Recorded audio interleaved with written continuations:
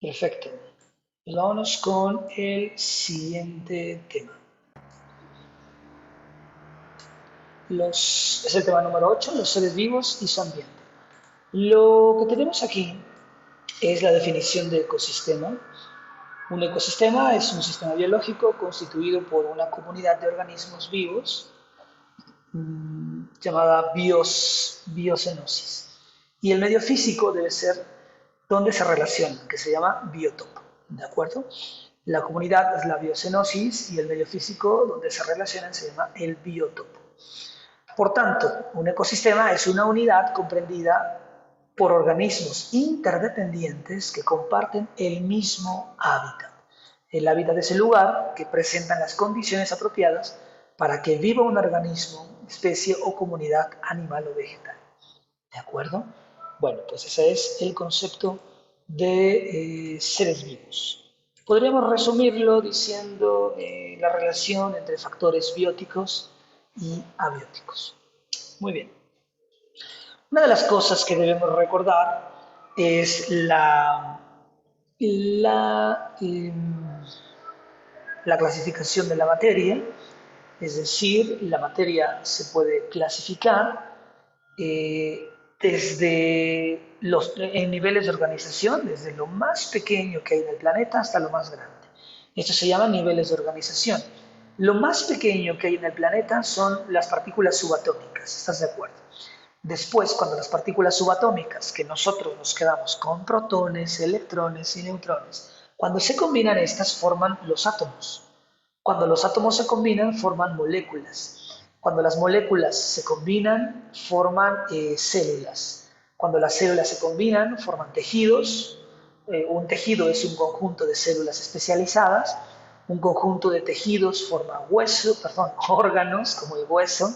Un conjunto de órganos forma un sistema de órganos como un sistema reproductor, digestivo, respiratorio, etc. Un conjunto de sistemas forma un organismo, una especie, un organismo, como un lobo. Un conjunto de organismos de la misma especie forman una población, ¿ok? Una familia de lobos. Un conjunto de poblaciones forma una comunidad. Eso es muy importante, es en lo que a veces hay confusiones. Una población es un conjunto de organismos de la misma especie. Solo lobos es una población. Una comunidad es el conjunto de especies. Si a los lobos les agregamos los conejos, los árboles, los ratones, etc., entonces eso es una comunidad. Una comunidad es el conjunto de poblaciones. Si a la comunidad le agregamos el ambiente, la materia inerte, el ambiente, entonces tenemos un ecosistema. El conjunto de comunidades, seres vivos más el ambiente, tenemos al ecosistema. Y el conjunto de todos los ecosistemas forma la biosfera, la esfera de la vida. Muy bien, pues eso es. Entonces los niveles de organización. Luego, las características de los elementos bióticos y abióticos. Como ya hemos comentado, un ecosistema también se podría definir como la relación entre los organismos bióticos y abióticos. ¿Qué son los organismos o los elementos abióticos? Los elementos abióticos son la parte física o inerte, es decir, que no tiene vida. La parte inerte, la parte física, la parte sin vida, los cuales influyen sobre los seres vivos. Por ejemplo, lo que no tiene vida, abióticos, atmósfera, suelo, relieve, sustrato geológico, clima, agua, energía solar, etc. Lo que no tiene vida.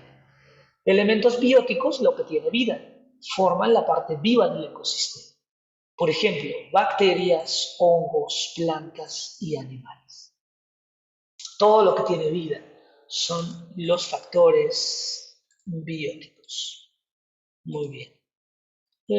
Aquí tenemos la diferencia entre una cadena trófica y una trama o red trófica. Una cadena hace referencia a una secuencia simple y lineal de un organismo que se alimenta de otros.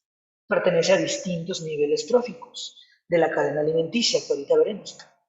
Pero esta es una cadena trófica, es la secuencia de quién se come a quién. el jaguar a la serpiente, está el camaleón, está la oruga y la oruguita se come la hoja.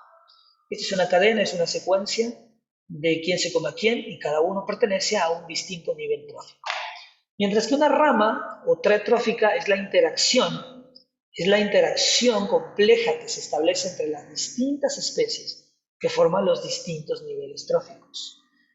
Dado que una especie se puede alimentar de varias especies y a su vez a esta especie puede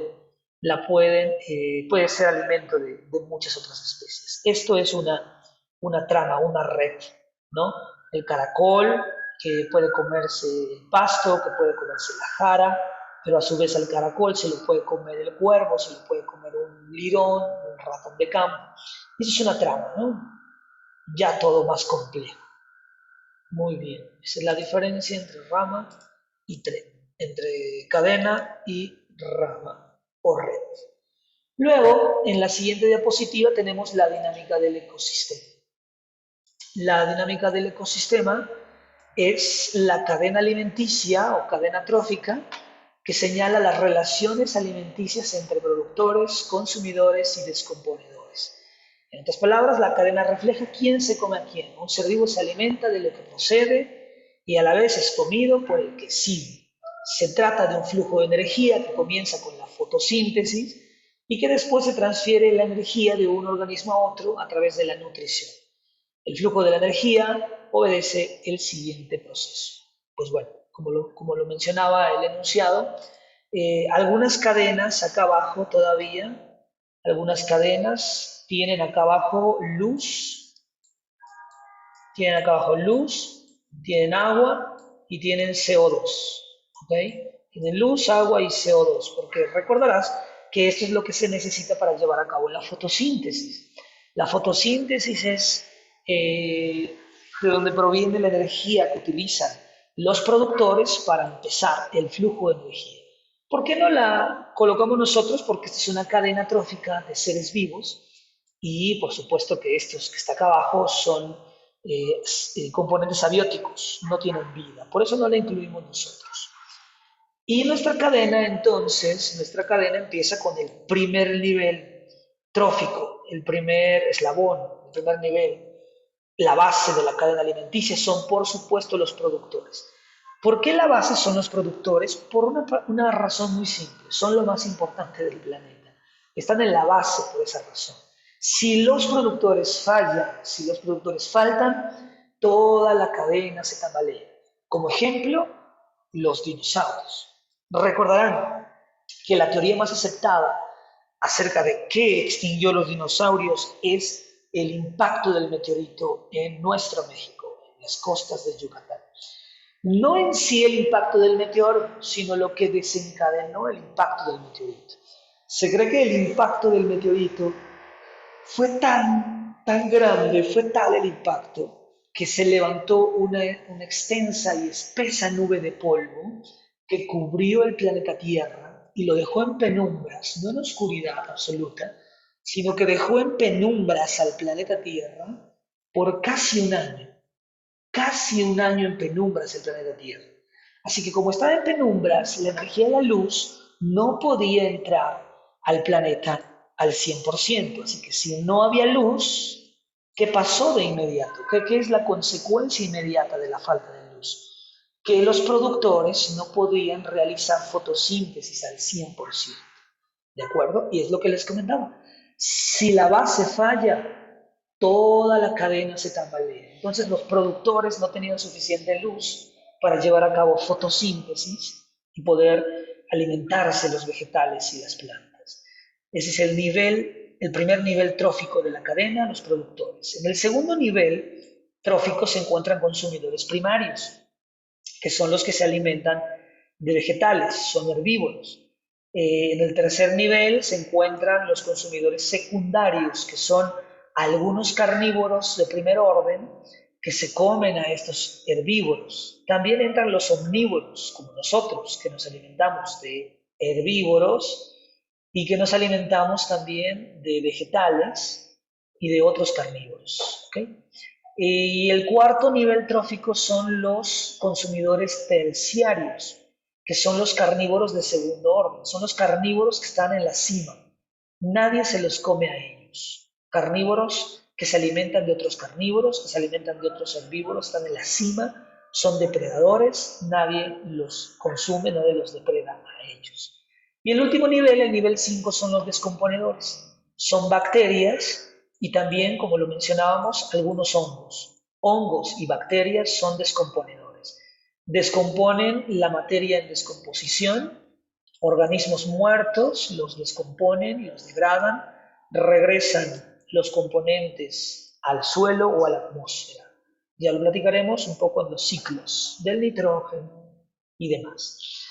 Regresando a los dinosaurios, entonces, por falta de luz, se tambalea la base de la cadena alimenticia, los productores dejan de producir su alimento y comienzan a marchitarse, así que los consumidores primarios, en un principio, comienza a faltarles el alimento, así que estos, como no hay mucho que comer, se debilitan, se enferman, y por lo tanto, en un principio, los carnívoros tienen facilidad para alimentarse de ellos, para cazarlos. Un venado débil no corre tanto, un venado enfermo es presa fácil para el león, para el tigre, etc. ¿no?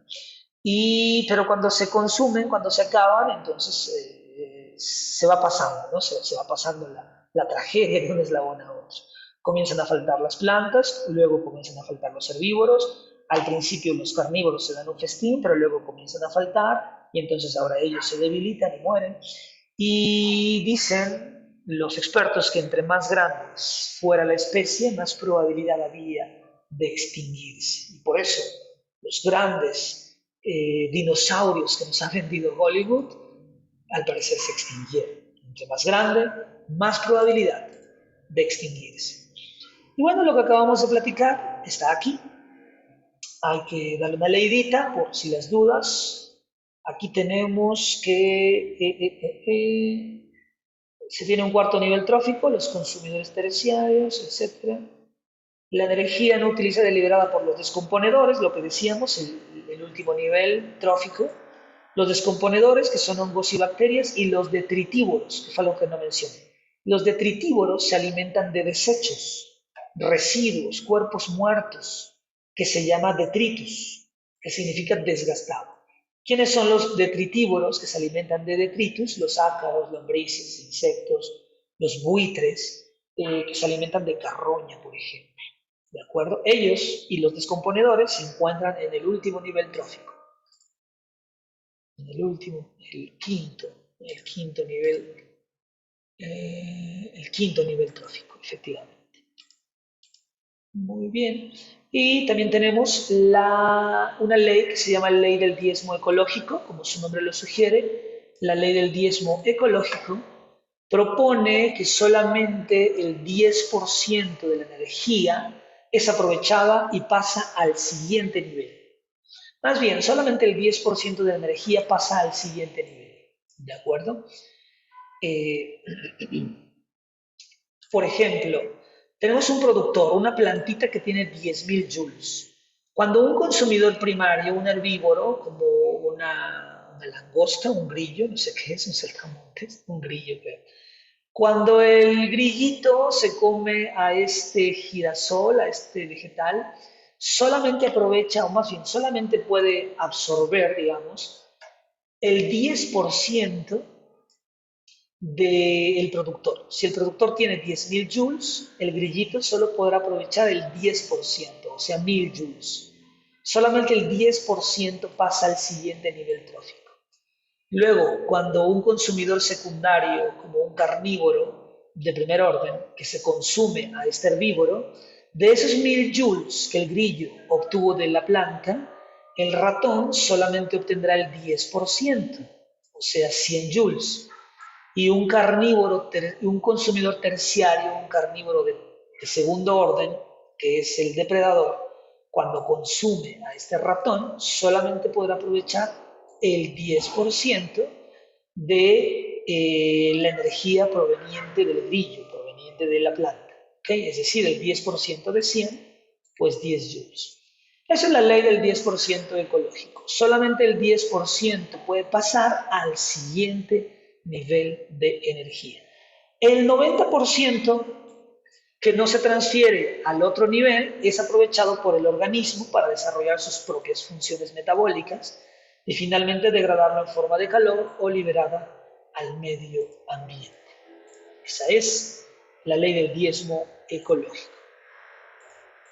Y bueno, ese es el tema de ecosistemas, el tema número 8. Y enseguida vamos con el siguiente tema.